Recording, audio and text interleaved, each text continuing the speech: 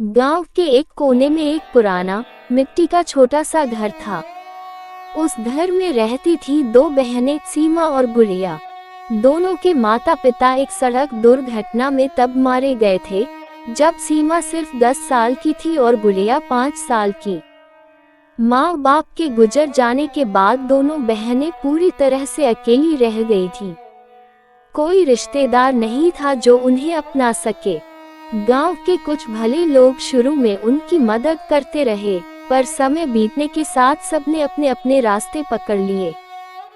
सीमा ने बहुत कम उम्र में ही समझ लिया था कि अब उसे ही अपनी छोटी बहन के लिए माँ, बाप और बहन तीनों बनना है। स्कूल जाना छूट गया, किताबें बेचनी पड़ी और बचपन कहीं पीछे छूट गया।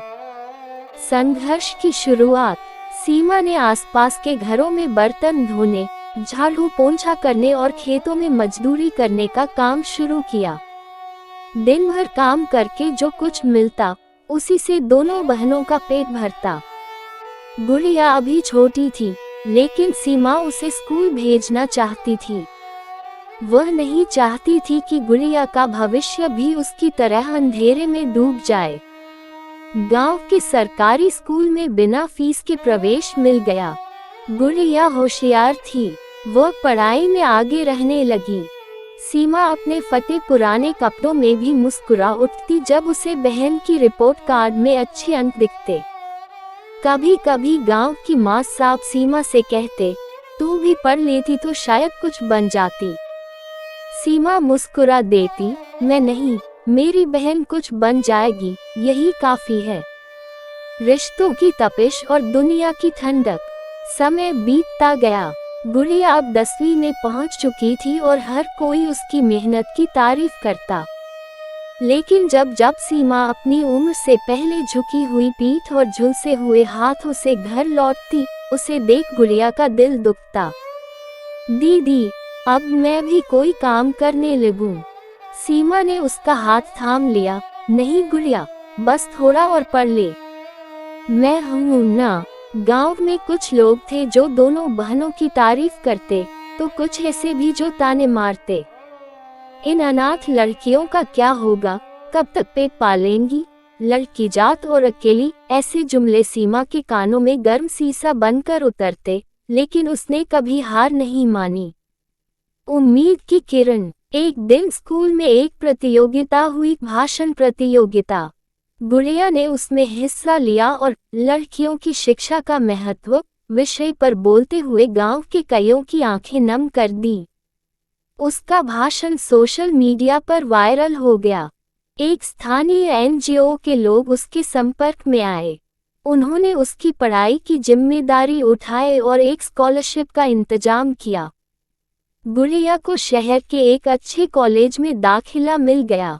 उसे छात्रावास में रहने की सुविधा भी मिली।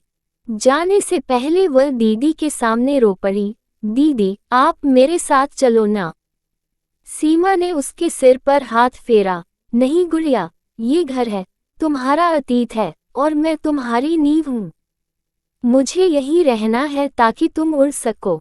नई उड़ान। गुड़िया की दुनिया बदलने लगी थी। उसने पत्रकारिता की पढ़ाई शुरू की और गांव की लड़कियों के हक में आवाज उठाने लगी। उसने बाल श्रम, बाल विवाह और महिलाओं के अधिकारों पर लिखना शुरू किया। उसकी खबरें और लेख बड़े बड़े अखबारों में छपने लगे। एक दिन उसने एक बड़ा पुरस्कार जीता, युवा प्रेरणा सम्मान। पुरस्कार समारोह में मंच से बोलते हुए उसने कहा, अगर आज मैं यहाँ तक पहुँची हूँ तो सिर्फ एक वजह है, मेरी दीदी सीमा। उन्होंने अपना सब कुछ छोड़कर मुझे सब कुछ दिया। ये सम्मान मेरी नहीं, उनकी है। उस दिन पहली बार सीमा शहर आई थी। मंच पर सबके सामने जब गुड़िया ने उसके पांव छुए, पूरा हॉल तालियों से गूंज उठा। आंखों में आंसू लिए सीमा ने सिर्फ इतना कहा, मैंने कुछ खास नहीं किया, मैं तो बस एक बहन थी। गांव में बदलाव। गुड़िया ने शहर में काम शुरू किया, लेकिन उसका दिल गांव में ही था। उसने अपने गांव में एक सीमा शिक्षा केंद्र खोला, जहां गरीब और अनाथ बच्चों को मुफ्त शिक्षा दी जाने लगी। वो हर महीने गांव आती, बच्चों से मिलती, उनके लिए किताबें और कॉपी लाती और नई कहानियों से उन्हें प्रेरित करती। अब गांव की लड़कियां सीमा और गुड़िया को रोल मॉडल मानती थीं। एक समय जो गांव ताने देता था, अब वही गांव गर्व से कहता, वो देखो हमारी गुड़िया और सीमा। सीमा और गुड़िया की आगे की प्रेरणादायक यात्रा। गांव की वह पुरानी झोपड़ी अब भी थी, लेकिन उसमें अब सिर्फ टूटी छत नहीं थी, वहां उम्मीद का उजाला भी था। सीमा अब एक कुशल सिलाई प्रशिक्षक बन चुकी थी और गुड़िया एक होनहार छात्रा। लेकिन दोनों बहनों के सपनों की उड़ान अब आसमान छूने को तैयार थी। अपने पैरों पर खड़ी सीमा, रेणु जी की मदद और अपनी मेहनत से सीमा ने गांव में एक छोटा सा सिलाई केंद्र शुरू किया। शुरुआत में केवल 3 महिलाएं सीखने आईं, लेकिन कुछ ही महीनों में संख्या 20 पार कर गई। अब वह केवल खुद नहीं कमा रही थी, बल्कि गांव की महिलाओं को आत्मनिर्भर बनने की राह भी दिखा रही थी। सीमा ने अपने पुराने दिनों को याद रखते हुए केंद्र का नाम रखा नई छांव। उसका सपना था कि जैसे उन्हें किसी ने सहारा दिया था, वैसे ही वह भी दूसरों के लिए छांव बन सके।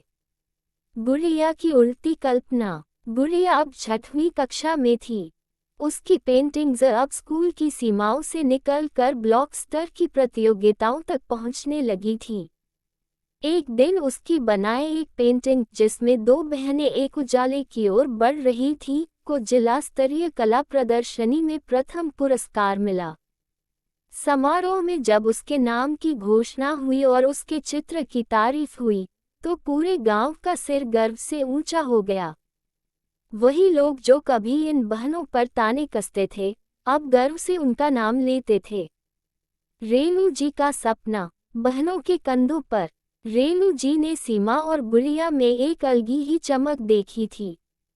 उन्होंने उन्हें एक योजना के बारे में बताया, गांव में एक स्थायी बाल सहायता केंद्र खोलने की, जहां अनाथ, गरीब या उपेक्षित बच्चों को पढ़ाई, खाना और प्यार मिल सके।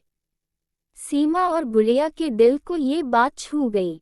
उन्होंने तय किया कि अब वे सिर्फ खुद के लिए नहीं, दूसरों के लिए भी जिएंगी।